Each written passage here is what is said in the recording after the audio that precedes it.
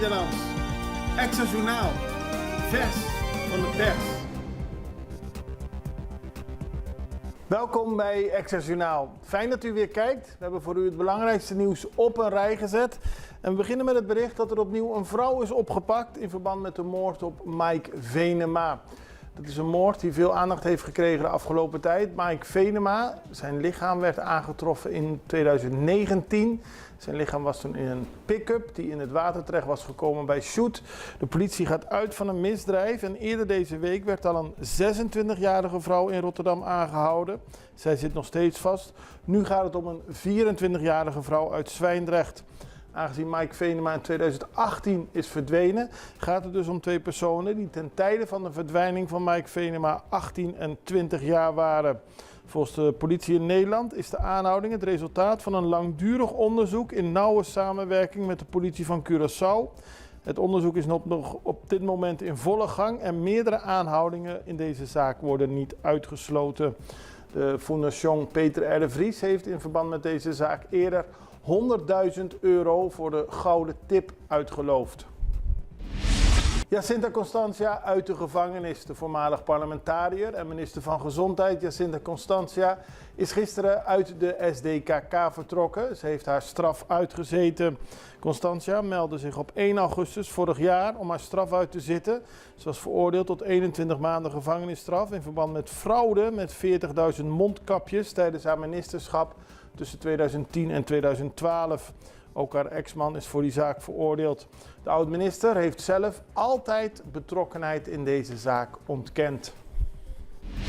Volgens minister Cooper gaan de rooien schoongemaakt worden. Dat zei de minister van Verkeer, Vervoer en Ruimtelijke Planning gisteren tijdens een persconferentie, waarin hij zei dat Curaçao zich voorbereidt op het orkaanseizoen. Er is een voorlichtingsprogramma aangeboden aan de bevolking om niet alleen te informeren, maar ook om goed voor te bereiden op wat er gaat komen bij het orkaanseizoen. En er zal meer werk worden gemaakt met het schoonmaken van de rooien. Zo zijn onder meer werkzaamheden uitgeschreven en kunnen mensen aanbieden om dat werk daadwerkelijk te doen. Maar de minister heeft al aangegeven dat de komende weken de werkzaamheden van het schoonmaken van wegen, dammen, rooien en dergelijke zichtbaar zullen zijn. Albert Martis van de Meteorologische Dienst zei dat dit seizoen een heel zwaar orkaanseizoen kan worden. Er worden tussen de 7 en de 11 orkanen verwacht en dat is meer dan gebruikelijk. En daarvan zullen tussen de 3 en de 5 heel zwaar kunnen worden. We moeten dus goed voorbereid zijn, aldus Martis. Volgens de rechter moet de minister documenten overhandigen. Het gaat om minister Charlton Hato van Justitie. Een journalist in Nederland heeft via de rechter inzage gevraagd in stukken die te maken hebben met de justitieel vierlandenoverleg. In eerste instantie wilde de minister die stukken niet overhandigen, omdat er wellicht informatie in staat die niet geschikt is voor de pers. Daarna zei de minister dat het verkeerd geïnterpreteerd zou kunnen worden en verwarring zou kunnen veroorzaken. En was het vreemd dat iemand vanuit Nederland hierom vroeg, maar nu heeft de rechter bepaald dat op basis van de zogenaamde LOP-artikel de minister toch de stukken aan de pers moet geven. Curaçaoenaar in Nederland veroordeeld. Het gaat om een grote drugszaak. Er is meer dan 3 jaar onderzoek naar gedaan. Het gaat om drugsmokkel in België, Frankrijk en Nederland. En uiteindelijk heeft een Curaçaose man daar een gevangenisstraf opgelegd gekregen van 5,5 jaar. Het gaat om de import van 736 kilo cocaïne. Het gaat om de zaak Bolero. En het is zo'n uitgebreide zaak dat alleen al het doornemen van alle stukken heel veel tijd in beslag nam. Zo zijn er voor 5000 pagina's aan processen verbaal geschreven in deze zaak. Gisteren was de 55ste herdenking van 30 mei in 1969. 55 jaar geleden kwam de bevolking van Curaçao in opstand tegen oneerlijke omstandigheden. En gisteren werd daar weer bij stilgestaan. Dat gebeurde natuurlijk in Punda, bij het standbeeld van Papa Godet. En zijn zoon Anthony Godet sprak daar. Verder waren onder meer gouverneur Lucille George Wout en de minister van Onderwijs Citré van Heijdorn en de parlementsvoorzitter aanwezig. Er was ook muziek van Isoko. Tito Duran in top 10. En dat is een mooie eer voor deze jonge, ik zou zeggen journalist / docent. Maar hij is vooral bezig als docent, maar natuurlijk ook te zien bij Tele Curaçao bij Moro Bondia. Hij staat in de top 10 van beste docenten van het Koninkrijk. Het is voor het eerst dat een Curaçaoenaar daarin staat. Minister Van Hooijdorp verraste hem gisteren in de les samen met zijn vader, de bekende parlementariër Djiby Doran.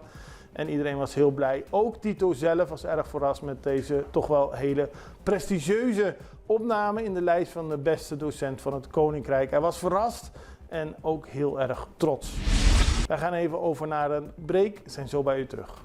Extra in Nederland. Van Amsterdam tot Arnhem, van Groningen tot Maastricht, Extra is erbij. Volg Extra Digitaal en blijf op de hoogte van de belangrijkste ontwikkelingen in Nederland. Extra Digitaal is te zien op verschillende platforms en kanalen zoals WhatsApp, YouTube, Facebook, Instagram en ook TikTok. Wilt u ons op de hoogte brengen van een evenement of iets doorgeven? Neem contact op via WhatsApp, e-mail, Facebook of bel gewoon 06 1364 2945. Volg of abonneer je op Extra Digitaal. Klik aan en volg ons.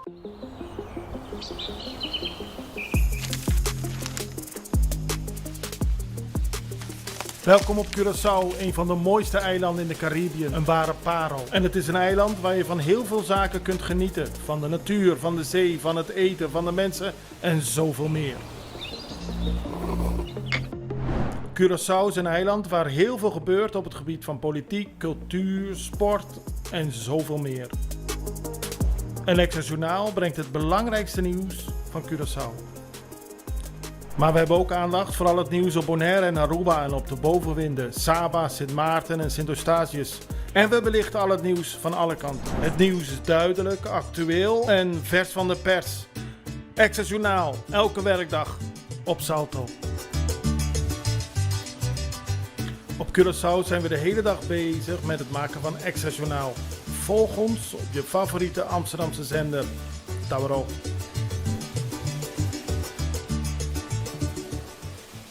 Dan gaan we naar een speciale opruimactie. Die wordt georganiseerd door Europe Direct. En daarover had onze collega Marcozani Willems onlangs een interview met Carina Hooyen van Europe Direct Curaçao. Het gaat om een grote schoonmaak op Curaçao in het kader van klimaatverandering en het beschermen van het ecosysteem in Curaçao. Is dit georganiseerd door Europe Direct. Dat is ook een prioriteit voor de Europese Unie, zo stelt ze. Het gebeurt in samenwerking met Green Phoenix. Dan zal op 1 januari een strandopruiming beginnen om bij te dragen aan een schoner en duurzamer Curaçao. De noordkust van het eiland wordt geconfronteerd met een aanzienlijke hoeveelheid plastic die vanuit de Caribische Zee aanspoelt. Wanneer dit plastic wordt blootgesteld aan het UV-licht van de zon, breekt het af in microplastics. Kleine stukjes die schadelijk zijn voor zowel de natuur als de mens en moeilijk zijn op te ruimen. Daarom is het van groot belang om het aangespoelde plastic zo snel mogelijk te verwijderen. Daarom organiseren Europe Direct Curaçao en Green Phoenix deze strandopruiming. Zaterdag 1 juni, morgen dus van 8 tot 10 op de vlakte van San Pedro. En dan gaan we naar Bonaire. Het is een opmerkelijk beeld. Een cruisepassagier liep daar rond op Bonaire in een string. Dat heeft tot veel commotie geleid op Bonaire. En Cedric Soliana zegt dat er nu daadwerkelijk iets gedaan moet worden. Misschien is de man niet tegengehouden toen hij vanuit de cruise de straat op ging. Maar hij wil dit voorkomen en roept alle leden van de Consejo Insular, van de Eilandsraad en de regering van Bonaire op om stand te nemen tegen dergelijke zaken die niet passen binnen Bonaire. Mensen moeten zich netjes aankleden. In sommige supermarkten moet je ook altijd een t-shirt aan hebben als je binnenkomt. En hij is hier tegen. Cedric Soliana is een activist.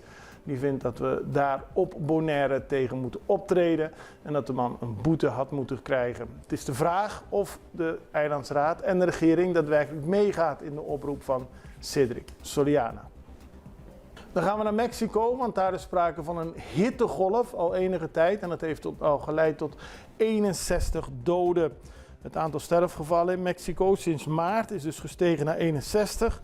In het wekelijks rapport over de sterfte, gerelateerd aan de hitteperiode, meldde het ministerie van Volksgezondheid dat er alleen al in de afgelopen dagen 13 mensen zijn overleden. Het gaat om verschillende plaatsen in Mexico en het is heel erg warm. Het land wordt getroffen door een hittegolf waarbij een tiental steden in mei historische temperatuurrecords hebben gebroken. Eerder hadden we al het bericht hier ook bij Extra Journaal dat er tientallen brulapen in de jungle bij Tabasco en Chiapas in het zuiden van het land zijn overleden door de temperaturen die boven de 45 graden uitstegen. Ook in Mexico City is het enorm warm en de hitte zal voorlopig nog wel even aanhouden.